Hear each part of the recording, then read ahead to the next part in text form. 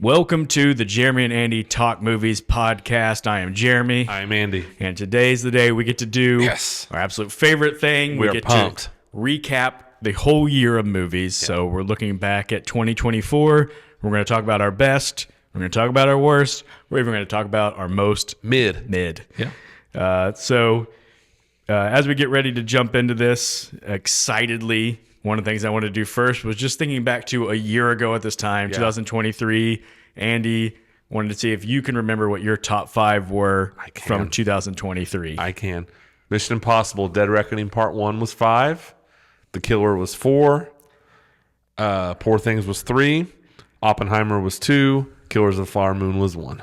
And that's a great list. I think it holds up. Yeah. I really do. My top five from a year ago was The Holdovers at 5, The Killer at 4, Spider-Man Across the Spider-Verse at 3, Godzilla -1 at 2, and Oppenheimer at 1. You stand by your list? I still mostly stand by that list, although I think if I just have to explain my list a little bit, I'd say I still think Oppenheimer is the best movie of the year. I think Godzilla -1 is kind of like my movie of the year. How many times did you end up seeing that? Like 5 in the theater? 3 or 4 at least? 4. Didn't you? So I saw it 3 last year, and then it was put back in theaters this year for like a special, like it's Godzilla's anniversary, 75th or something like that. And I made my family go see it with me. So, did you ever see it in black and white? I did. Yeah, that was cool. A really cool experience. Really cool, yeah. So last year at the time of this recording, I said I usually like to see about 50 movies a year before I do my top 5. I feel like if I see 50, that top 5 has some meaning. You know, it's the top 10%. Yeah. And then last year I had seen 68 movies at the time we were doing it. I was like, that I felt really good about that. Yeah. It's a good percentage. I ended up getting up to 84 2023 movies I saw with the movies I saw after the year turned. In this year, Andy, in the year of our pod, 2024, I saw 125 movies released this year. That's so awesome. It's awesome. It is insane. I said that number to my family, and I got some pretty alarmed looks. You got kicked out. They just, it was kind of like they were worried about my mental health. You know, they're like, Jeremy, my aunt literally said, that's like one movie every 3 days. And I was like, well, yeah, but that doesn't factor in. Like I saw a lot of 2 in one day or 3 in one day. Yeah. That's an amazing number. Then I was thinking about it. It's like, you know, Jeremy, maybe pump the brakes a little. Like, nobody's paying you to do this. Nope. Like, and I was like, no, this is what you want to do. It made me think of a classic Simpsons line. Something was happening like end of the world, and it shows the comic book store guy, and he's like, I spent my entire life reading and collecting comic books, and now that I'm at the end, all I can think is life well spent. I love like, comic book guy. Like that's how I feel. Yeah. So that 125 movies. I said I kind of just got nerdy with the numbers. I was like, if you think they're about 2 hours each, obviously that's about 250 hours of movies. So I said that would take about 10 and a half days just to play straight through. Nice. Or if you wanted to break it into work weeks, it'd be about 6.25 full work weeks. That's awesome. To watch all those movies. That, of course, does not include all the movies that I rewatched, such as the 22 1999 movies we watched for this pod, or just any others, even the duplicates from this year that I rewatched. I broke down where I saw these things because I'm a nerd who tracks this. But also, I just want to brag that I saw 79 of those movies in theaters. It's a great number. 78 were at the AMCs through my AMC Premiere A-list thing. Money well spent. Yes, exactly. I think I got my money's worth. Yeah. Although I spent way more at concessions at the movie theater this year than ever before. I saw 24 of the movies on Netflix, 6 on Prime, 5 on Hulu, 3 on Apple TV, 3 on Max, 2 on AMC Plus, 2 on MGM Plus, and 1 on Peacock. That was John Woo's remake of his own movie, The Killer. Right. Because of course. Yeah. So I don't know if you have a number. Did you happen to? So I ended up seeing I think I'm not quite as thorough with this stuff as you. I saw about 75 movies this year. That's awesome. And about 52 of them, I think 52 were in the theater. That's amazing. So, I mean, obviously that's a cool number to have, you know, average one a week. And, you know, for the life I live and kids and sporting events, I was very happy with that number. When you have 4 kids, the age they are and the activeness that they are, that's really impressive. I'm pretty happy with that number. And I'm like you know, that doesn't count just old movies I've watched. All of our 99 doesn't count any of that. So I was very happy with that number. Yeah. And then that said, we also have to just put the disclaimer, that doesn't mean we've seen every big movie that there is. Nope. There's a lot of big movies. There's actually several big movies I haven't seen. Yeah, that we acknowledge are just not for us. Yep. They're not movies we're going to get around to. So I looked at the top 25 grossing movies of the year. There were 6 on that list I hadn't seen. Mm-hmm. So those ones were Moana 2, which was the 4th highest grossing movie of the year. I haven't seen it. Probably won't see it, just to be honest. Kung Fu Panda 4 was number 8. I thought about seeing it, but I had not seen Kung Fu Panda 1 through 3, and so it just felt a little So I figured, why out see of 4? place. Exactly. It Ends With Us was number 15. I briefly thought about watching that just for the experience, and I was like, it's just not. It's not for me. Not for me. Mufasa the Lion King movie, just I actively hate without even seeing. Won't see it. Was number 17. Red 1 was number 19. That's a movie I could have streamed for free at this point, and I just couldn't bring myself. It just hurts my feelings that that's what Chris Evans is doing with his life. Chris Evans, you're so talented. Yeah, it would not have been on your top 5 best of the year. I can promise. It's you. good to know. And then the last one in the top 25 grossing movies I haven't seen is Sonic the Hedgehog 3, which I will see at some point. I just haven't gotten around to it. Those are fun. Yeah. And then there's several awardsy movies I haven't seen, and we talk about this all the time. Yeah, when you get to the end of the year, a lot of these awards bait movies haven't become available to the general public yet. When you get to the end of the year and you live where we live, it's just not. Yeah, limited releases do not apply to us. They do not, no. So some of those are The Brutalist, Nickel Boys, Sing Sing, September 5th, and then the one that is out and available to us now that I just haven't had time to get to yet is A Complete Unknown. Yeah. And probably will at some point this week. Same. That said, I generally have a good idea of seeing what movies are about. Is that the kind of movie that might be my top 5? I don't think any of those are strong contenders. Yeah. Maybe September 5th. Yeah. That might be the kind of movie that appeals to me. Right. But I just have a feeling my top 5 is pretty well set. Yeah. Or at least with the options I had. Yeah. So my initial list that I took from that 125 for movies I thought were in contention for my top 5 was 15 movies long. Yeah. Felt really good about that. And I noted that there was about 4 to 5 I don't think I would have seen in previous years. So I felt good about that sort of representation in my list. Yeah. The last thing I wanted to say as a qualifier is in our movies or things I'm looking forward to in 2023 pod, I said the thing that I'm most looking forward to is actually not a movie. I said I'm looking forward to the Boston Celtics winning the NBA championship. Of course, I said I can't know that's going to happen, but I felt it was going to happen, and it did. And it was my favorite thing that I saw this year. Nearly brought tears to my eyes. So you might see it again this year. I might. I'm not going to press my luck. No, I wouldn't. But I wouldn't. Quit while you're ahead. Yeah, but at least I got it this year. You did. So job well done. Were there any sort of qualifiers you wanted to add in before we nothing major? I mean, I didn't see as many movies as you did. I feel like the movies I didn't see really are not affecting my list. Yeah. It was Inside Out 2, Moana 2, a lot of the stuff you said, Despicable Me 4, a lot of more kid movies or just I'm open-minded when it comes to movies. But I don't really think it affected my list a whole lot. I would say just the main movie I haven't seen yet that is really popular is Wicked. Yeah. But again, it's one, I've heard a lot of great things about it. I don't think it probably would have cracked my list. So the ones I didn't see, I don't feel have affected me too much. Okay. Well, now I think it's time to start getting into our list. Can't wait. We're going to jump into this best of 2024. Again, nobody else will remember this, but since I just re-listened to the episode, I remember that last year, as we bounced back and forth from 5 to 1, I did 5, you did 5. Mm-hmm. But I went first. I'm going to let you go first this year, Andy, and reveal your number 5 movie on your top 5. My number 5 favorite movie of the year is Nosferatu. You know what? I had a suspicion. I was trying to see if in my head I could guess your favorite movies. I've been doing the same. Yeah. And we just did an episode about it. I don't have to dwell on it. And it's like we talked about. There are some plot things that we were both hung up on, but the mood, the atmosphere, the dread, the visuals, all those things is enough for me, for it to be one of my favorite movies of the year. And it's done the thing that I always talk about that I love when movies do. It's in my brain. It's not a movie that I just watched and have forgotten about. I'm thinking about it. I'm even thinking about the things that we talked about that we didn't love. Yeah. And, reevaluating. And I'm picturing some of these visuals in my head. We talked a lot about the carriage scene, that carriage pulling up, and Nicholas Hoult seemingly, the way the camera is working, he's kind of floating to the carriage. It's stuff like that just implants itself into my brain, and I find myself thinking about it. And that's the kind of stuff, that's why I love movies. So I won't say much more. Nosferatu is my number 5 of the year. Great pick. Thank you. My number 5, I think very similar things could be said about it. And I think when I say it, people will be like, yes, that makes sense. But actually, I look back at my list, and when I first saw this movie, I gave it a B grade. And I had so many movies I graded higher than that. But just as it sat with me, it keeps kind of rising in my mind, and that's Civil War.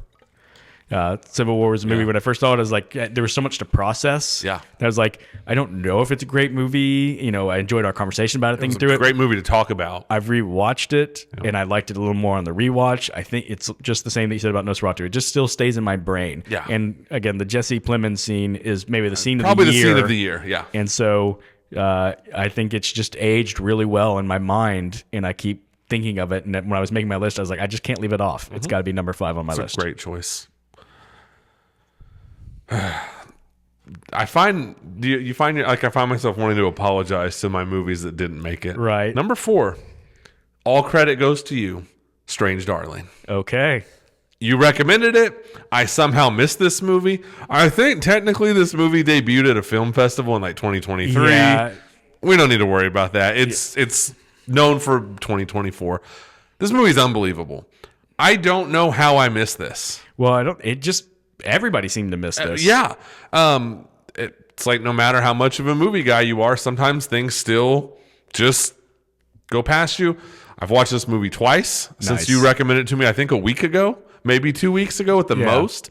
Talk about a movie that implants into your brain. Yes. It is. I'm not going to give a lot away on this movie either because I feel like a lot of people haven't seen it. It's exactly what I say, but it's got an all-time misdirection, Misdirection. prey on your preconceived notions. An all-time once you know what is actually happening, you just immediately want to go back and rewatch the movie. Yes. And I'm not trying to be vague. I'm really not. But this is just not a widely seen movie. So I just don't want to give a whole lot away. The performances in this movie are so good. They're so convincing. You talk about that sense of unease and dread. And I mean, it is just bursting off of the screen, off of the television in my case. Yeah. So again, and I'll talk about this, as an overall theme of 2024, but just good original horror thriving in 2024. Absolutely. And this is just an amazing example of that. Yeah. I just want to say 2 things about that. One is Giovanni Ribisi was the cinematographer on that. What a unique thing that is in somebody's career to go from actor to cinematographer. You just don't hear that. At this stage in the game, I know. But I was watching the movie going good for you, Giovanni Ribisi. Dude, the movie looks keep it up, man. Yeah, it is a great looking movie. Yeah. And the other thing is just that when I recommended it to you, I said it may be in my top 5. It ended up not making it. It was one of my last cuts. Yeah. So it won't be in there. But I'm really glad that you picked it so that it got representation on our list. It is so good. Yeah. It's so well done. Kudos to everyone involved in that movie. Yeah. So, yeah, good. It's one of those movies I think we'll be championing. Yeah. Oh, absolutely. So my number 4 is a movie that a lot of people did see. This is a movie that honestly was just sort of in my honorable mention section for the longest time. And then I was rewatching some of my movies that I was considering in the past few days. And I rewatched it and I said, daggum, I just forgot what a great time this is. It's Twisters. Yeah. Yeah. I wanted it in my list so bad. I think in my head, it was a little bit of that it's just kind of a silly movie. I can't be in my so top fun. 5, but it's so much fun. Yeah. I was like, I've got to be honest, Jeremy. I was looking at my grades. It was one of my highest grades I'd given a movie this year. And I was like, I can't believe I gave Twisters that high of a grade. And I rewatched it. I was like, this is why, because I had so much fun. It's one of those movies you walk out with a smile on your face. You go, this is what summer fun blockbuster movies should be. Exactly. And so, I don't think I have to say much more than that other than you said it when we did the review. Glenn Powell is a tornado of charisma. Oh my gosh. He is so good and so likable. And him and Daisy Edgar Jones are so good together. That was such a fun movie. Yeah. Yeah. And surprising, I think one of the things that worried me was, is this going to be one of those movies that only works on the big screen because of the big spectacle? Yeah. And, I watched it at home and I was like, I'm still loving this. So that was good to know. Yeah. Number 3, Long Legs. Okay. I love horror. Talking about original horror thriving in 2024, I think this is probably the best example of that. Just one of the all-time just weird, strange fascinating movies. I think you could easily make the argument that it had the best marketing campaign of the last several years. Yeah. I hope between Nosferatu and Longlegs, Hollywood has learned some kind of lesson this year about marketing their movies. Longlegs was highly successful. Nosferatu seems like it's on the way to being very successful. Both of them had a marketing where the main villain was hidden from us. We didn't get to see him until you went to the movie. Come on, Hollywood. Take note. Yes. But, we broke this movie down as well. Just the dread, the creepiness, the way out there Nicolas Cage performance. I definitely could see how this movie wouldn't work for some people. It just, I was so into it. And I want to go back to say what I said when we did the episode. When that movie started, and I think this all goes to the marketing campaign, it was like the lights went down and everyone just immediately got quiet. And you could feel the vibe in that theater change. People were locked in, as the kids say. They were ready. And there was almost a nervousness in that theater. And that was a great experience to have in 2024. Yeah. I need to rewatch that movie because I did enjoy it. And it deserves a rewatch. Yeah. Because it's well made. It's well acted. It's original. It's creative. It's all these things. And just what I talked about this when we watched it. Similar experience with you where everybody was very locked into the theater, but it became one of my most awkward theater You were trying to experiences eat, weren't because you? I was not smart. I did not expect how quiet the movie was going very to be quiet early, movie. and I got popcorn and I said I'm going to do everything I can to make sure I enjoy this movie. So I'm going to have the snacks and everything. But then the movie starts and I'm like, just instinctively I want to go grab some popcorn and I'm like, I can't even chew this because it's so quiet and everybody's locked in and I'm now the jerk who's not being respectful of everybody's experience. Also, I would add, I have rewatched it. A great rewatch. Yeah. I noticed little things. I noticed there's a scene in the movie where you actually can see Longlegs lingering in the background that I completely missed the first time I saw it. It's a movie that really rewards rewatching. All right. That's good to know. Yeah. All right. My number 3. I feel like my list has a lot of blockbusters on it. And part of me wanted to be a little more pretentious. Mission Impossible last year. But I couldn't fight this. I love Furiosa. Mm-hmm.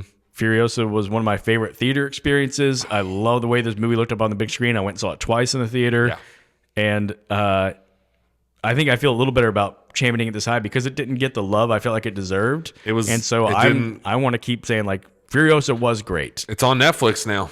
Yeah. It's on Netflix. So people should definitely check it out. Great performances. Chris Hemsworth gives maybe my favorite supporting performance of the year. He's so good. He's he's going for it and he's having a blast. He's having a blast. I love everything he's doing in it. Me too. My number 2 movie of the year, Furiosa. Nice. Yes. So that's why I was kind of being a little quiet. This movie is so good. And I've watched it like 3 times in the last week and a half, or maybe not even that, maybe just week, because it just popped up on Netflix. This movie is so good. It has my favorite extended sequence of the year, Chapter 3, The Stowaway, which is the big I'm just fascinated by that. I have rewatched that individual scene at least 10 times. Yeah. There is so much. How do they do this? Yeah, there's incredible stunt work in that. It's unbelievable. And I love how the movie is filmed. Like, it just looks weird. I don't even know how to articulate it very well. Like, I made my older 3 kids watch that scene with me, and they're like, "Why does it just looks like it's visually weird." Like, they even made like the colors are weird. I don't know. So it's like but it works so well. It makes it its own unique thing. It's so unique. It doesn't look like anything else. If it was up to me, I'm just going to say this. Chris Hemsworth would win Best Supporting Actor. Yeah. That will never happen. He won't even get nominated. He is so good. He is so good. I've also rewatched like 10 times the end of the movie when she has him kind of trapped at gunpoint, and he just has this dialogue that is so good. It's delivered so well by him. He goes through all this, you can kill me if you want, but it's not going to ease you. I mean, some of that stuff we've kind of heard before, but the way Hemsworth is doing it is just so good. You cannot take your eyes off of him in this movie. And shout out Anya Taylor-Joy. She is phenomenal in this movie. She does not have a lot of dialogue. She hardly has any dialogue, But we talked about it when we did this episode. You have to look the part. You have to be convincing when you're doing these things. You have to be able to wear these goggles that give you bug eyes and not look stupid. And she doesn't. I like this movie more every single time I watch it. Yeah. Yeah, sorry. I just went on for a long time. I got really excited there. I was enjoying that so much because I love Furiosa, and I'm so glad that it's on your list. So good. So my number 2 is my most obscure movie of this one, and it's one that there's a lot of people I'd recommend it to, but it's a lot of people I'd go, it's probably not a movie for you. It's a movie called Ghostlight. So Ghostlight is this small movie that most people haven't even heard of. I have not heard really anybody else talk about it. I went and saw it when I was in Tennessee. My friend Nate was like, "Hey, you want to go see a movie? What do you think about this movie, Ghostlight?" I looked it up. Was like, never even heard of it, but yeah, I'm game. I go see weird movies now. Yeah. That's what I do. So I went and saw Ghostlight, and it was the most gripping, emotional movie I saw all year. It's a very small Canadian story about a family going through crisis. The dad is just construction worker. He's this rough type that doesn't open his feelings, and he ends up kind of stumbling into this community theater group that's doing this Romeo and Juliet play, and it's really bad. It's all like they're all older in it, and it becomes a way that he ends up processing through his grief and dealing with his family stuff, doing this play. Just describing it, it sounds like a movie that I would go, ugh, and I would hate. Yeah. It's so good. I rewatched it last night. I made sure I rewatched all my top 5 just to make sure they're top 5 if I hadn't already. And I was like, no, this is not just a movie that I want to be different and weird and say, here's the movie nobody's seen that I found. I love this movie. It's the movie I'm going to champion from this year most because nobody's seen it, and I think it's just really good. It's Ghostlight. Is there any recognizable faces? I don't remember. I mean, there's one lady who's one of the supporting roles who is kind of recognizable. She was nominated for Best Supporting Actress for Triangle of Sadness. But no, there's no stars in this movie. But most people are not going to see her and be like, oh, yeah, it's so-and-so. It's just more like I was looking to go and she's familiar, and then I realized that's what it was. Awesome. We love being able to champion small movies. The one unique thing about the casting of this movie is that the people who play a family in the movie, it's a father, wife, and daughter, are a father, wife, and daughter in real life. And they're all actually actors and not recognizable. And they do it just contributes to how genuine they feel as a family. And the daughter in that one, I think maybe if I had my choice, she would win Best Supporting Actress. Awesome. And again, she's not going to have a chance because this movie is just not even in the discussion. So frustrating. Oh, it's the big moment here. The big moment. I'll do a quick recap. Number 5, absolutely. Nosferatu. Number 4, Strange Darling. Number 3, Longlegs. This makes me seem like a huge weirdo. Those are my my 5, 4, and 3. Number 2 is Furiosa. My number 1 favorite movie of the year is Civil War. Okay, yes. It is. Well, when we did the episode, I said my favorite movie of the year so far. I don't know. There may have been times throughout the year where it kind of fluctuated, but at the end of the year, this is the movie that sticks with me the most. I just loved this movie. I love Alex Garland. I love what he did with this movie. I was trying to think, I don't want to just recap the movie because we already did an episode on it. I think the thing I like the most about this movie is that it feels like a movie that has a lot to say. But it doesn't feel pretentious or preachy or like it's trying to pull me in one direction. Right. And that is a really great accomplishment. It definitely, like we already said when you named it as yours, I think it definitely has the scene of the year. Whatever restraints you want to put on it, 5-minute scene of the year, 10-minute scene of the year, the Jesse Plemons scene. If you could win an Oscar for 4 minutes of screen time, Jesse Plemons would win it. I loved Kirsten Dunst in this movie. We kind of talked about that. You weren't quite as sure, but I just loved everything about this movie. The fact that it's a movie about a civil war and we really never even learn what the Civil War is. Right. Just every choice in this movie was the right choice. I loved this movie. It was so good. I was, I thought back, of course, to seeing it. I got to see it on the IMAX. I was tense during this movie. Because, I think he did a great job of just creating that feeling of like at any moment a gun could go off or a bomb could go off. And it actually doesn't happen all that much, but you have that feeling of it kind of hovering over you the entire movie. We both loved Kaylee Spaney in this movie. Thought she did great. Always great to see Nick Offerman, even though, spoiler alert, he's hardly in the movie. And ultimately just the movie that has stuck with me the most this year. I love everything that you said. Yeah. And I'm like you, I've rewatched it. It did not lose any of its effectiveness at all. I was just as absorbed in it. Just a phenomenal movie. Yeah. One that I'm proud to have as my number one. That's great. All right. To recap mine, number 5, I've got Civil War. At number 4, I've got Twisters. Number 3, I've got Furiosa, a Mad Max saga.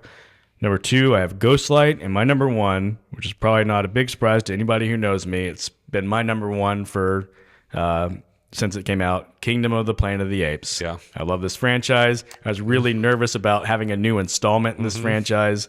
And then when I saw it, I loved it. I ended up seeing it in the theater 3 times. Nice. And it's one where I look back and I'm kind of like Twisters. At times I'm like, Jeremy, are you being silly? Really? Kingdom of the Planet of the Apes? And I'm like, you know what? No, this is just the movie that I love the most. And actually, like, I think it is a really respectable movie. And that's what I just had to remind myself. Like, the craft with which it's made. Oh, yeah. The story, I think, is the perfect amount of complex, but like, makes sense and is followable. I always love that in this world, I understand every character and their motivations, and they are always in conflict, and it just makes the most compelling stuff to me. So I loved this latest installment. I had a hunch that might be what you would pick. I thought about asking you to guess, but I was like, no, he'll guess it right, and that will just take out the surprise. Yeah, great movie. It was on my list of contenders.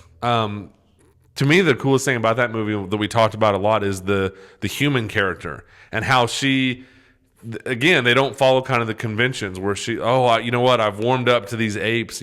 She's very much out for herself. Like, they get some great drama from that. Yeah, really good all movie. the way till the very end. Literally, they have the very end of that one movie. last like interaction where they're kind of separating on good terms, but she's got a gun behind her back, and you don't know if it's because she doesn't know what he's gonna do and it's protection, or she's not sure what she's gonna do. I know, and they leave it. They just leave it up to you to decide. Yeah. Yeah. So that's stuff that I absolutely love. Just a movie that looked great up on the big screen. Yeah, for sure. It really did. Yeah. Are they going to do more? Has there been an official announcement? I have not heard an official announcement, but I feel like surely. Because I think it did well. I think so. Yeah. So, man, now it's just like now it's over. I mean, we got more to do, but I mean, as far as best of. Yeah. Well, let's start with some of your honorable mentions. Some of those movies that you didn't. Yeah. Why don't you go ahead and start naming some of those? I think there's two movies that are tied for like I so badly wanted to put these in my top 5, and that is Late Night with the Devil. I really, really wanted to find a spot for that, but you have to be honest with yourself. And the other one was Anora. I really wanted to work both of those in, and I just couldn't do it. I just couldn't. You just can't make it all align. You don't want to manipulate your list. And so those, for sure, Twisters was on my list. Kingdom of the Planet of the Apes was on my list. Quiet Place Day 1 was on my list. That was another one. I really just have a soft spot for that movie because I was so impressed with how well and really how thoughtful that movie was. It had one of my favorite scenes of the year when Joseph Quinn's doing the magic reenactment for her, but he has to be silent. I just loved that scene. That was a movie I really, really wanted to work in. And then there were so many movies this year I liked. I liked The First Omen a lot. And it was technically on my list, but it was never really Fall Guy. Just a lot of movies like that. But I mean, that's a good thing, I think, when you just end up with a lot of movies like these are good movies. Yeah. So that was a good problem to have. But Anora and Late Night with the Devil were the two I most wanted to be on my list that just couldn't quite make it. Yeah. So ones that we've already mentioned, I also had Late Night with the Devil in my kind of top 10. Quiet Place Day 1 as well. Strange Darling, as I said, was one of my toughest cuts. Yeah. And like I said, when I recommended it to you, I was like, this might be top 5. And honestly, maybe that might be one as I just sit with longer. It might, yeah. But then the other ones that I had strongly considered Snack Shack, which was another kind of surprising movie to me. Fun. Like really fun movie.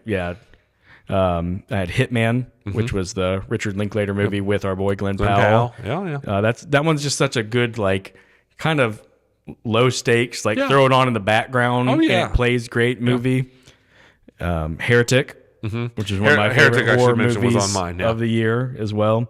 One of the great performances of the year from Hugh Grant. Absolutely. Alien Romulus was one I thought about. It was a really good movie. Abigail, because I had so much fun with it. I know. I didn't list all these because otherwise it's like I'm just listing like 20 movies that I liked. I know. But I agree with everything you're saying. And then just three more I'm going to shout out. Of course, The Book of Clarence and Wicked Little Letters, two movies I championed earlier in the year. That as the year went on, like they just kind of kept sliding down my list. And just movies that unfortunately never found their audience. Yeah, movies I still wanted to give some sort of acknowledgement to. Absolutely. And then the last one was a movie that I rewatched just a couple days ago, and I actually appreciate it more on rewatch. It was like I probably should give this more love than I have, and that's Dune Part 2. Yeah. I think I love Dune 1.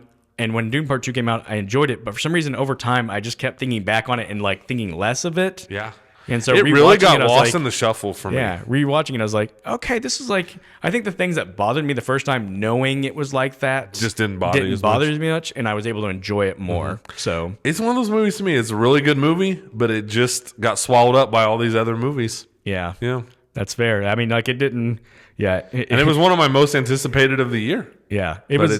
It was honestly really outside that 15 that I said when I first made the list of 15, and then just rewatching it, I think 2 nights ago, made me think maybe I should have considered it. I didn't. Yeah.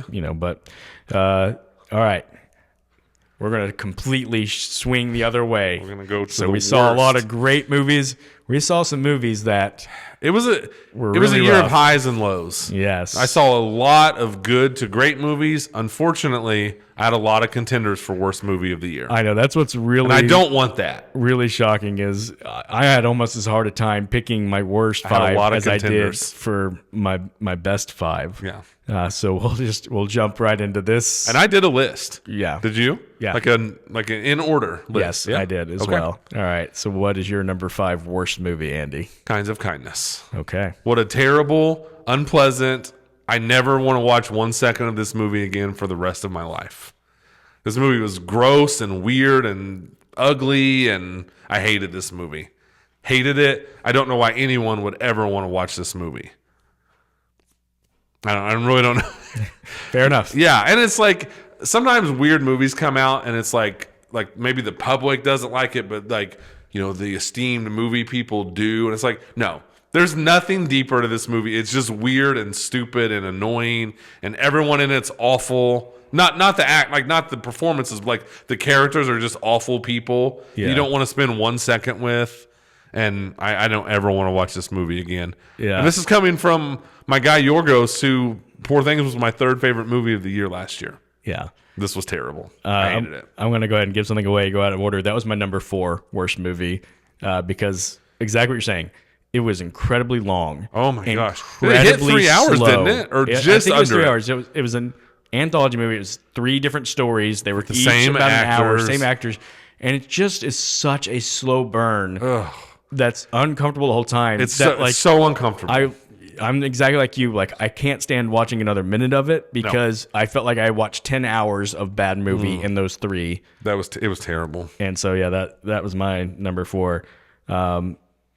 I'll let you go number 4, and then I'll get my number 5.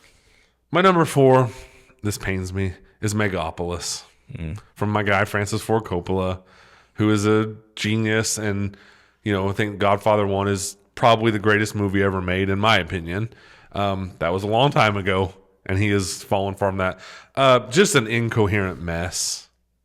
I don't know what else to say. I'm sure at some point, when he was conceiving this movie, he felt like he had some big ideas. Somewhere between him coming up with this movie in his brain and this movie coming out, whatever he was going for got completely lost. It's a mess. Just a mess. Yeah, once again, this is my number 3. So you were exactly right. This is the most incoherent movie. It's incoherent. It's the most baffling because there's so much talent involved. And there's just it's the movie trying to be all things at once and not doing any of them well. No. Like we talk about movies that have way too many ingredients. Oh my gosh. It's like he put in every ingredient possible into this stew, but he got like the bad versions of all of them. Yeah. And it's just made for the worst. It's a product. disaster, and I really hate to have it on here, but it's really bad. But it belongs. It does belong. All right, you're number 3. Y2K. Okay. I hated this movie so much. It was a horror comedy that was not horror or comedy. It was stupid. It was annoying. The jokes weren't funny. We did a whole episode on it. I left it feeling really bad for Alicia Silverstone, who's just way better than this. She had nothing to do. I mean, she's in it for very little, but I just did not like this movie at all. It was so annoying to me. I never want to see Kyle Mooney try and make a movie again, ever. Yeah. I hated this movie. I had a feeling that was going to be on your list because you were so down on it when we saw it. It is not on my list. It did make my dishonorable mentions list. But everything you're saying is right. It was just... wasn't funny. It wasn't scary. It wasn't original. It was so lazy. Like, by the time they got to the end of that movie, they're like, I don't know, just plug this thing in and that'll fix everything. Yeah. Okay. Nothing mattered in this movie. It was stupid. It was such a waste of time. And thankfully, it tanked miserably. Yes, it did. I think it bottomed out at like $5 million, maybe less. Like, literally nobody went to see this movie. So yeah. So my number 5, this is the first time we haven't had overlap, is Driveway Dolls. yeah. This is a movie that I think it not only is it just bad and I didn't enjoy it at all. I think the thing that annoys me is that there was so much good talent connected to it. That's the worst. And looking back, and I'm like, how could so many good talented people come together and not realize just how much of a nothing stupid story this is, and then what the story actually is just, it just annoys me. Yeah. So I don't Also, want to go into all the another details. movie that did not find its audience. Yeah. And I say it all the time, like the Coens are kind of weird. Yeah. And one of the Coen, but it's the weird way that they will smash together like a cartoonish Looney Tunes like sensibility with like crass humor that sometimes you're just like, these two things, it's weird. Who is your audience? It's not fitting together. Yeah. No matter like how hard the you try. goofiness is too alienating for adults, but the crassness is going to alienate children. So it's not like a young people's movie. It just... And it ends up being a movie for nobody. Exactly. And nobody goes to see it. Exactly. Yeah. All right. You're number 2, which is the appropriate name for movies on this list. Number 2. But number 2. Joker Folie à Deux. This was, we talked about it, like a movie that just seemed to actively hate its audience. Why? Why did you do this? Why did this movie cost $250 million? I did read it's the biggest money making, it's the biggest loss of the year. Sorry, I did not say that well at all. It deserves it. This is a miserable movie. We talked about it, it was like, man, how did Joker 1 like make so much money? And then it was like they just pushed their luck too far. They got away with it once, they tried it again. It almost is like they doubled down on making it just unpleasant and uncomfortable, and it was. I don't, it's like, I mean, I guess job well done if this was your point, but I just thought this was a terrible experience. A movie that could not get over quick enough, and just one of those like, okay, now something's getting ready to happen. Oh no, nothing happened. Now something's going to happen. Nope. I don't ever want to see this movie again. Yeah, I thought very strongly about putting this movie on my list. It probably does deserve to go on there. The only thing that saved it for me is I felt like with most of these movies, there was not a single aspect that I liked. And with Joker, I could at least say like, it was well shot. I really thought the score was one of my favorite scores of the year, which is weird to say. Yeah. And so like, I almost feel bad putting the people who did their job well on this list. Making them suffer. I really just am mad at you, Todd Phillips, for writing a movie that's a nothing movie. because I feel like everybody else was like doing their job. They were game, and he just. So if I could put a person on the list, I'd put Todd Phillips. It'd be a two-way tie with me with Joaquin Phoenix also involved, where it's like, dude, we get it. You're weird. Like, I don't know. Like, just everything about this movie was just them being the most. Like, look at us. We're weird and we're anti-establishment and we're all these things. And it was just like, yeah, but it's a terribly uninteresting movie to watch. Yeah. Yeah. I have a feeling my number 2 is your number 1, since you've only got one movie left and you haven't said it yet. Yeah. My number 2 is Madam Web. Is that your number 1? It is. All right. Sorry to ruin No, it's your okay. big- I mean, look, it can't be that big of a surprise. Right. So I want you to go first since it's your number 1. So here's the thing. I would rather watch Madam Web again than I would watch Joker or Kinds of Kindness. But, I mean, you got to go with your heart. And this is the movie where it's our longest episode ever, I think, still to this day. Yes. It basically turned into us going scene by scene, which was not even our intent, and just mocking the movie scene by scene by scene. Just so laughably bad that we literally did just laugh at it for like an hour and a half straight as we recapped it. Just some of the dumbest things ever in movies. Like I will always go back to the diner scene where these girls are being hunted by this person who's literally trying to kill them and has like lightning quick speed, but somehow can't catch them. And they're literally dancing on a table in a diner, in the middle of a diner. Like, it's so bad. It's such a waste of Sydney Sweeney. I truly don't think it's an exaggeration to say that Dakota Johnson gives one of the worst mainstream performances in the history of movies. Yeah, front runner for a Razzie for sure. Oh, yeah. I mean, I really do think for a mainstream, I mean, there's low budget B straight to video crap, but I really think this is one of the all-time just worst, laziest performances in movie history. The end where she has on those glasses and she's in that wheelchair, the people in our theater were cracking up. They were laughing, they were pointing and laughing. They weren't laughing because it was supposed to be funny. It was the equivalent of just pointing in somebody's face and laughing. The worst bad guy in movie history, just an incompetent boob who can't do anything right the entire movie. They have the magical computer system where they can follow these girls everywhere, except for the part of the movie where they're not supposed to know where they are and then they don't know where they are. I mean, I could redo that episode. Yeah. And just go on and on. Just a disaster. Absolute disaster. Yeah, it's an incoherent mess. It's so laughably bad. And just, I mean, right from the opening concept of what is this movie, and you hear what you're going to make a movie about this character? Why? Why? Nobody cares. Why? Yeah. And then it just, everything that could possibly go wrong goes wrong. It's so bad. Yes, I agree. So, will you recap your 5 through 1 now that we went out of order? Yeah. My number 5 worst movie of the year was Kinds of Kindness. Number 4 was Megaopolis. I'm never convinced I'm saying that right. Number 3 was Y2K. Number 2 was Joker Folie à Deux. Number 1 was Madam Web. Second year in a row, I will point out that I had a superhero movie as my worst of the year. Last year I had The Flash. Nice. Yeah, you did. And I stand by that, and I stand by Madam Web being the worst movie of the year. So my number 5 was Drive Away Dolls. My number 4 was Kinds of Kindness.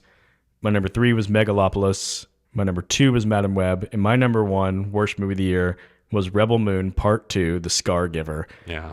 And I think... I knew that was going to be yours. I think the thing about this movie is, again, kind of going back to, like, if I had to choose movies to watch again, I would rather watch Madam Web or Megalopolis because they're at least kind of funny in their badness. No. The thing about, Kinds of Kindness and Joker Folie à Deux, even though they're probably actually more miserable watches, is there's at least some like craft in it that I respect. Something about it. Fair enough. Rebel Moon is like, I don't enjoy it. It doesn't have the humorously bad. I don't think that it was well made. No. And it's got the worst long scene of the year to me, and that's the exposition scene of everybody go around and tell your backstory, which is all essentially the same backstory. It's bad. And it's so like force fed in there, and I'm just like, this movie is bad. I think the other thing about this is, I could look at Kinds of Kindness and go like, there's some weirdo out there that this movie's made for them. That someone out there's gonna love it. I feel like I'm the type that's supposed to like Rebel Moon, Like, I am the target audience for this type of movie, and I hate it. So I don't know who's going to like this movie. I don't know. I've never talked to one human being that likes this movie. Yeah. It's bad. It was, and we feel bad because we don't dislike Zack Snyder, but it's just, I'm not out to get Zack Snyder, but it's like, bro, you got to make some good movies once in a while.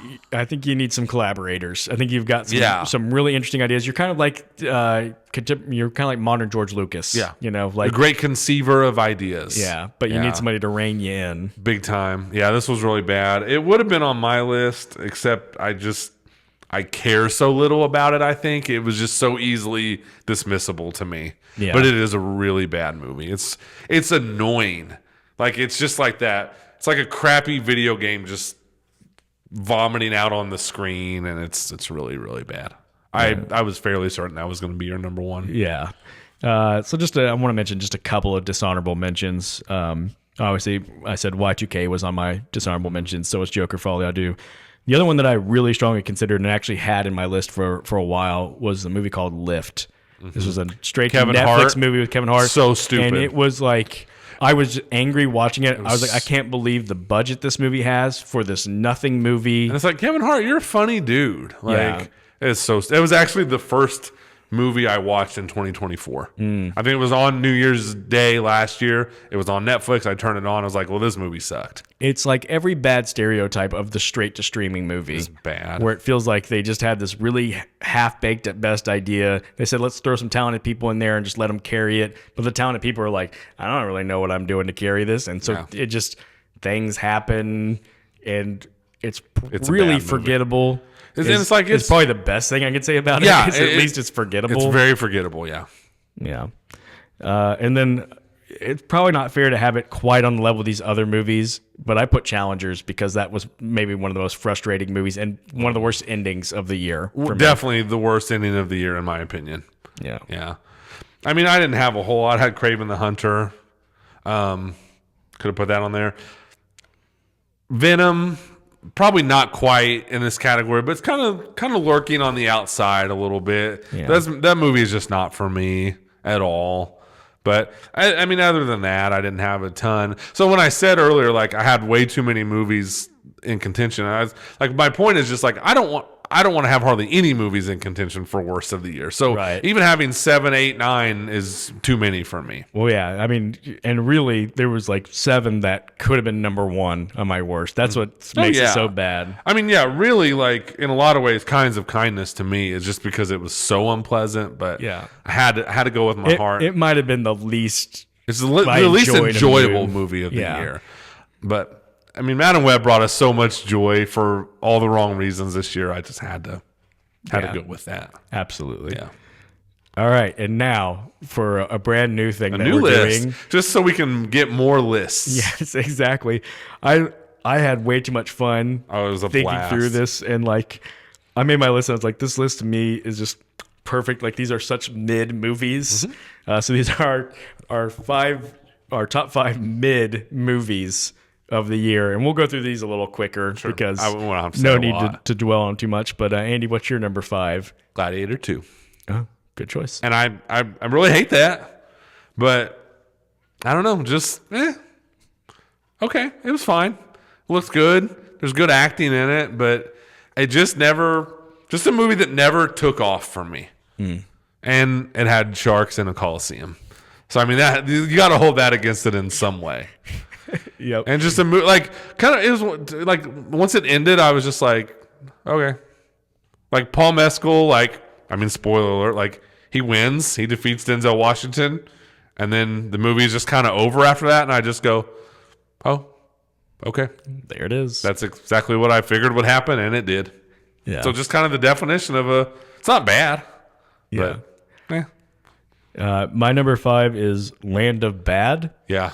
Which is a terrible title, but it's a bad title. It's a movie. I mean, fittingly, Liam Hemsworth is the lead of it, and I'm just like, this is the most like Liam Hemsworth is the lead of your movie. Because he is so like, yeah. He's not a terrible actor. No, but Liam Hemsworth, my joke with him is he feels like an action hero created by AI. Like, AI, make me a generic action hero, and it just spits out Liam Hemsworth. Couldn't agree more. And it does have Russell Crowe doing, I think, a really solid performance, but as like the guy in the chair for this drone, everything about it is just kind of like a B movie action movie. But never that I'm rises like, above to anything. I'm like, hey, this isn't that bad, but it's not necessarily that good. It's perfectly in the middle. Perfectly in the middle. A Real Pain, number 4. Just, it's good. Like, like we broke it down. Like Jesse Eisenberg and Kieran Culkin is good in that movie. But I think the ultimate thing to me is like a movie that almost came across as like the movie thought it had way bigger ideas than it actually did. Yeah. And that always is just going to fall very flat to me. Yeah. And another one that's going to be my kind of theme. Like once it ended, I just went, okay, like that was a thing. I just spent an hour and whatever with these guys, and they're both kind of the exact same person that they were when the movie started. Yeah. No one really grew or changed or anything, and okay, Yeah. That's just very much how I felt. Fair enough. Yeah. My number 4 is We Live in Time. This is the love story with Andrew Garfield and Florence Pugh, where I watch and go, they're great. Sure. I expected them to be great, and they were. Good enough story, I guess. Non-linear. Yeah, I probably... Which, like you said, takes away so much of the, not suspense, but just like, well, I know they're fine because I've already seen them in the future. Yeah. It's the epitome to me, which most of these movies are, of a movie that like I don't have bad things to say about it. I just don't have much good to say about it. It's a movie that existed. Yeah. And it was mid. Yeah. Fair enough. My number 3, Argyle. Okay. Yeah. Big budget, big bomb. Yeah. A lot of talent involved, and I had a lot of hopes for it from the previews. I was really hoping it would just be like that. Man, what a fun action movie, and it was exactly like you're saying. I don't have a lot of bad to say about it, but so many other, you start naming all these movies like we did that were in contention for our best of the year. Like all those movies are just so much more memorable and better than this one. So again, the very definition of just a blah movie. Yeah. And just an enormous bomb. Yeah. My number 3 is Fly Me to the Moon. Yeah. Fly Me to the Moon is like talented people. ScarJo and being charming on screen. It's a story that like I get why they thought this was going to be like a great sort of cinematic movie. Yeah. And it just never really takes off. Yeah. And another movie that just struggled to find its audience. Yeah. And I watch it and again I go, there's nothing directly bad about this movie. It's like everybody's doing a pretty good job. Like I'm not having a bad time. Mm-hmm. It's just not gripping me in any great way. And it's like you said, you're summing it great. When it ends, you just go, that was a movie I watched. Yeah. It ends and you go like, okay, where am I going to go eat now? Yeah. Because my mind's just already on the next thing. Yeah. Yeah. So with this one, actually, it was one of my double features I was doing, and the times really Long close Legs? together. It was Long Legs, Yeah. and I was like, I need this one to wrap up so I can get to Long Legs. I don't want to be late to that. I was more interested in Long Legs. So when it ended, I was like immediately like Just done with on that. to the Just next movie. Brush it aside. Yep. My number 2, which I'm actually kind of regretting a little bit because I think it falls under more bad, but I got to stick with it. Ghostbusters Frozen Empire. Okay. Yeah. Just why does this movie exist? Like Ghostbusters is a cool universe. Yeah. Like the concept of like people that stop and trap ghosts. That's cool. Like a city that gets frozen. That's all fine, but you watch this movie and you just kind of go, I mean, number 1, this movie just didn't need to exist.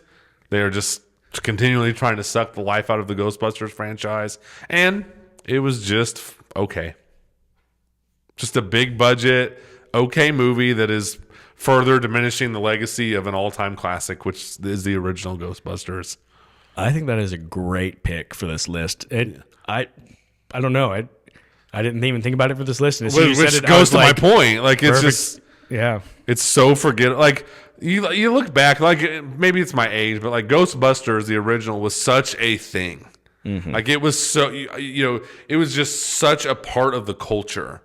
And it felt so fresh and so original. And now you get this and you just go, just please stop making these. Yeah, it wasn't very good. I mean, even The previous one, Afterlife. I don't Afterlife. think it was a great movie, but I at least had a little more fun with that one. Yeah. And this one just felt like even a step down from that. It does, and this just feels like such a waste of Paul Rudd. Yeah. Like I don't know how or why Paul Rudd is latched onto these. I mean, I really didn't think anybody. Well, I think we Yeah. talked about it. Yeah. It's like there's way too many people in this movie. Yeah. Way too many people because they're and like the fan service of the old Ghostbusters feels so forced. Yeah. And they actually don't have anything interesting for any of them to do, and they're just kind of shoehorned into this movie, and it's so forgettable. I'll never watch it again. Yeah. Yeah. My number 2 is a movie called Elevation. Mm-hmm. This is a sci-fi action movie. Pretty similar concept, like Into the World. There's some sort of creatures that have been like wiping out people. It's almost a Quiet Place type thing where they just can't go above a certain elevation. So people are living at the tops of these mountains, and our main character Sounds like it could be a cool idea. Our main character's son needs medicine, so he's got to go below the line, and so him and a couple of others make this trip below the line into dangerous territory. It's a cool concept. It just felt like everything in it was like seemed familiar. Like I've seen this before. Yep. It's done well, but nothing that's going to stand out from the others. And so that's what, again, when I say like perfect mid movie, because nothing bad about it. It wasn't bad, right? Just decent movie. It's just nothing that's going to stand out from the slew of other movies that are similar to it, especially when one came out that year. A Quiet Place Day One is just significantly better. Just a better movie. Than Elevation. It just is, yeah. And so it's... And I fear we're going to start getting a lot of these just mid-tier movies because streaming services are taking what's already working and just doing their own thing. Yeah. Yeah. My number 1 most mid movie of the year is Bike Riders. Okay. Just to me, and I talked about this in the moment, you know, I think you ended up liking it slightly more than I did. Yeah. But it just, when it was all said and done, it just was kind of a whole lot of nothing. And a lot of this is probably just based off expectation, which maybe isn't fair. But you go, Tom Hardy and Austin Butler, bike gangs. And I said this at the time, like, I was hoping for like some kind of like Scorsese-like journey into this world. Not quality. I mean, no one's going to match that quality, but like in Goodfellas, like you feel like you are so in this world. And Bike Riders just, I never felt attached to this world. Nothing in it was bad. It was just very blah to me. And that was very disappointing considering I like Austin Butler and I like Tom Hardy. Jodie Comer seems like she's interesting. Like she's been in some stuff I like. And just such a... I just don't have a lot to say about this movie because I didn't like it and I didn't hate it. Yeah, I probably should have been able to guess that from, again, how you felt when we watched it. I was a little higher on it, but it's somewhere between my mid and my actual, like, really good movies. Yeah. My number 1 most mid movie is Blitz. This is the Apple TV movie where I watched this movie and I go, this movie is really well made. Because you were kind of excited to watch that, weren't you? Yeah. I was like, it's really well made. It's well acted. If you tell me about the story, I would say that sounds good. And yet when I was watching it, it failed to get me to emotionally connect at all. And by the end, when there's like supposed to be, I think, sort of the big triumphant moment. So it's about this boy separated from his mother. And when they finally reunited, I'm like, wow. Yeah. Like not really having any feels right now. No goosebumps on my arm. And I don't even know what to fault in the movie. I'm like, I feel bad saying I did not care about this kid. Yeah. I don't want to be like bad child performance. I don't think the kid was bad, but for whatever reason, he just didn't like connect at all. Yeah, he didn't get me going. Like, I really need to see this kid make it back to his mom and succeed in this, you know, in London during World War II when they're being constantly bombed and stuff. It just seemed like too good of a potential story. And again, was well made. And there's some good tense moments. And yet I just felt nothing about this movie. There you go. A mid movie. Yeah. It's a great list to have. It's a fun list to do. Yeah, it is. It kind of like, it almost gives, because mid movies, you feel like, I don't know, sometimes you almost want movies to be like, just be bad or be good. And yet, when mid is, in a lot of ways, it's the worst place to be. Yeah. And so making this list kind of gives them that, like a little bit of like, hey, you know, we see you. We see acknowledge you. It's not very good, but we see you. Yeah. It's like I always say, the worst thing a movie can be is forgettable. Yeah. It's the worst thing. Like, I'll forever joke about Madam Web. I'll never, you know, have anything witty to say about Argyle or, you know, or draw a joke from Argyle or anything. I had just a couple of superlatives I was thinking about movies for the year, and with Argyle, my superlative was movie that probably gets more hate than it should. Yeah. Because, I mean, did I love Argyle? No, but like I'm like, man, that movie gets dumped on like it's Madam Web. Yeah. And like it's not. way it's better than than Madam Web. Web. Oh, yeah, it just for sure. just wasn't. It just bombed. It bombed. That didn't help. Financially, Bad. and then it is. There's a lot of weird choices in it. There are. for sure. There are. But I think they're still good in the movie. Yeah. Yeah. For sure. Just, Yeah. So that was one of my superlatives. My other superlative I was thinking of, or one of the other ones, was my biggest surprise of the year. And that one is Wicked. Yeah. And the reason being is I did not suspect that I would enjoy Wicked at all. I'm hearing nothing but good I things. thought like this is exactly the type of movie that's not for me. And even when talking about going to see it for like the sake of the pod, we talked about it a couple times, and I was like, I'm going to see it, but It was like you were hard. It was hard to get kind you. of like I was like, I got to see Megalopolis for the pod. I got to see Madam Web for the pod. I thought I'm going to see Wicked, and then like I'm going to say why like people, you're really over inflating this movie. Nope. And here I am watching, going like, gosh darn it, I this is don't good. like musicals, and there's still moments where like it gets into the musicals and the performances where I'm like, this is too much. Yeah. Yet I got caught up in the story, and I'm just gonna say this. This might be the biggest shock of all.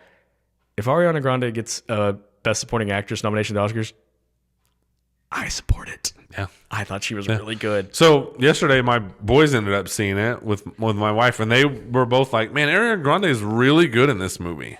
Yeah. So I put out a poll and didn't get a lot of response, just asking people what their favorite movie was of Did you get 2024. some Wicked? My friend Scarlett said Wicked, and I was like, I get it, Scarlett. And then my friend Wade said, you're gonna laugh at me or make fun of me for this, Wicked. but Wicked. And you know what, Wade? I'm not gonna make fun of you. Good. It was a good movie. That's like we always say, we want movies to succeed. So if this is a big movie that everyone's talking about and it's making tons of money and it is actually good, that's a win. Yeah. So that you would qualify that as like, this is the my most pleasant surprise of the year. Yeah. Yeah, kind of exactly. that movie just didn't I expect just to like. did not expect to like, and then I couldn't believe how much I liked it. Yeah, I love that. I love the movie that kind of comes out of nowhere and is really good. For me, that was Cuckoo this year. Oh yeah. Yeah, just that movie that's like, didn't even know about this. Saw a preview. It looked weird, and it was a really good movie. Yeah. And then a movie I wanted to make sure I shouted out at some point in this one. So I'm kind of doing the opposite of the Argyle thing where I say, I just don't think this movie's getting as much love as it should, instead of it's getting more hate than it should. And that's The Fall Guy. We talked about this at the time. Like, I had a blast with Fall Guy. As one of my basketball players, Kyson, responded that was his favorite movie of the year. And I was like, yeah, Kyson, like Fall Guy's Dude, a that's a perfectly great good choice. I mean, we talked about it. I actually re-listened to our Fall Guy episode recently, and it was like we were doing it on a Sunday, and it had not done well. It opened to like 27 million. It's like, why aren't people going to see this movie? It's a great question because I know. I mean, it's got the star power. I would have loved to have worked it into my top five of the year. I would too. I wanted to give it love, and so I wanted to make sure I pointed out at this point, like that's a movie blast. should have gotten Ryan way more Gosling. love. Honestly, it is really like one of the all-time. I'm just going to be so charming that you're going to have no choice but to love me in this movie, and he nails it. Absolutely. It's a real bummer to me that movie didn't find as big of an audience as it should have. Yeah. But it was also another movie that just cost way too much. Yeah. But that's a probably discussion for another day. I was thinking of a superlative of like my favorite single serving movie. This is a movie that I think works great one time, and then I don't think it'll like be rewatchable or have again. And I had like a few movies I was thinking about for this one, and I feel kind of bad saying it. My answer, I think it's Deadpool and Wolverine. It's a movie we talked about it. I had a blast watching it. I laughed. It's probably the most I laughed in a movie all year. But it's just not one I'm dying to go back to. Yeah. Agreed. It came on, it popped up on Disney Plus, and normally in the golden days of Marvel, if Spider-Man No Way Home pops up on Disney Plus, I'm rewatching that immediately. I have yet to rewatch Deadpool and Wolverine. Yeah. Yeah. I know, and I feel really bad that's I do too. how I feel about that. Yeah, one, really but- good. I mean, Hugh Jackman and Ryan Reynolds are great. And, the general public loved it. It made $1 billion, literally. So, since we're doing shout-outs before we wrap things up, let me just shout out the greatest movie in the history of the human race, Subservience. I just want to shout that There out you one go. more That's- time. That's That was a another movie one. that, like, I have such a love for because it like I said, it reminds me of, like, these just very B like 90s movies, but I just couldn't work it into any of my, it doesn't belong on the best of, obviously. I don't think it belongs on the worst of, and it's not mid because it's so right or wrong, so entertaining in one way or another. But Yeah. honestly, I hope we get more movies like that. Yeah. Don't take yourself so seriously all the time, movies. Be ridiculous. Have Megan Fox be a killer robot. Like, why not? Have some fun. Go for it. So that is how I wanted to end, is we like championing movies that don't have enough of an audience. So I just have some underseen gems that I want to make sure I shouted out. I've already shouted out a lot of them. Ghostlight, of course, which was my number 2. Book of Clarence, Snack Shack, Strange Darling, Wicked Little Letters, Anora, which you shouted out. But a couple others we haven't mentioned. Oh, and Late Night with the Devil. Woman of the Hour, which we talked about. Really good Netflix movie. Directed by Anna Kendrick. Great. Really, really good movie. Yeah, really compelling movie with the setup. Arcadian, which is this small horror movie with Nicolas Cage in it. It's a survival movie with creatures that come. So it's, again, kind of blends in with a lot of other ones. Yeah, it was just pretty solidly made. solid movie, and I enjoyed it. And I'm like, I have literally heard no conversations about this. Never heard one person talk about it. Yeah. So that's the definition of underseen gem. It's What's Inside, which was a Netflix movie about like body swapping, essentially, that I thought was surprisingly good. It could have been in contention for a movie I didn't expect to like as much as I did. And then the last one is a movie called Kill, which is a movie from India. And of course, that's why most people have not heard of it. But essentially, it got a theatrical release, and I remember even seeing previews for it. It's kind of a John Wick style action movie from India. It's people on a train. It's kind of a hostage situation on a train. Sounds like a cool and setup. these guys doing a bunch of, it's just, again, like John Wick style. It is just constant, cool, choreographed action, violent. It's my kind of movie. I had a lot of fun with it. I mean, when that's the kind of movie, you're not losing a lot by it being in another language and reading subtitles. Right. You're just there for like all right, let's just start seeing the cool action, and it was a lot of fun. Nice. Yeah. Nice. Whew. Man, I know. It's like you want to just keep talking and talking and talking because you want to just hit everything in a way. I know. And that's the crazy thing, is when you've seen 125 movies, we've talked a lot. I mean, we're at like the hour and 10 mark. Talked about a lot of movies, and there's still like so many movies I'm like, I didn't even get to reference. Or like Saturday Night is a movie I would love to talk about because it was massively underseen. But if we don't stop at some point, we're just going to hit every movie we saw this year and have something to say about it. I didn't shout out, and now I am, Society of the Snow. Really good movie. Juror number 2, which I thought was a really solid movie as well. Yeah. And one I just want to shout out because this is another one I meant to champion, is Knox Goes Away. Which was directed by Michael Keaton, starring Michael Keaton, and it's just kind of a small movie that I've watched twice now, and I really enjoy. That was a really good movie. Yeah. So as you said, we could keep going on and on, saying so many more, but we're gonna end it there. I will ask one quick question. Absolutely. What do you think of as kind of like your overall? Like, what are your big picture thoughts about 2024 at the movies? Because in 2023, to me, it was like, it was the Nolan, Scorsese, Fincher year. It's like, we got 3 movies from 3 amazing directors, and they were all amazing movies. That was kind of the big story of 2023 to me. That and Barbenheimer. Yeah. I think this was the year of just like fun blockbuster movies that, aren't, again, I don't think this was a great year. I have a feeling I'm not going to love like the Oscar nominees for Best Picture. I'm not near as excited about the Oscars as I was. But I mean, we look year. at my top 5, and I've got Twisters and Furiosa and Kingdom of the Planet of the Apes, these big summery not blockbusters. Get Oscar love, unfortunately. But I loved the big fun blockbuster movies this year. And then, we said it, Fall Guy was another one. We had a stretch where it was just week after week. We were on a roll this summer. It was like 6 or 7 weeks in a row of like, this is a good movie. Yeah. And then just maybe for me personally, it's hard for me to distinguish, was this a really good year for horror movies? Or was it just because I was giving more of them a chance? Yeah, you saw a lot. Again, I had a few on my consideration for the top movie of the year with Heretic, Late Night with the Devil, Strange Darling. These are movies I wouldn't have seen in the past because I just didn't watch horror movies, and I really enjoyed those movies. Awesome. That makes me happy. Yeah. Yeah. So I think that will conclude our best of 2024 podcast. So fun. So much fun. So much fun. We would love to hear feedback. Love to hear more people's choice for what was their favorite 2024 movie. And then the next time that we're going to get together, I think we're going to do most anticipated movies of 2025 because it's the end It's of the a year. natural You progression. do best of the previous year. What are you What looking am I forward looking to forward for the to? next year? Yeah. These are just fun podcasts to do. Very fun. And we really appreciate you guys joining us. We'll see you next time. Next week.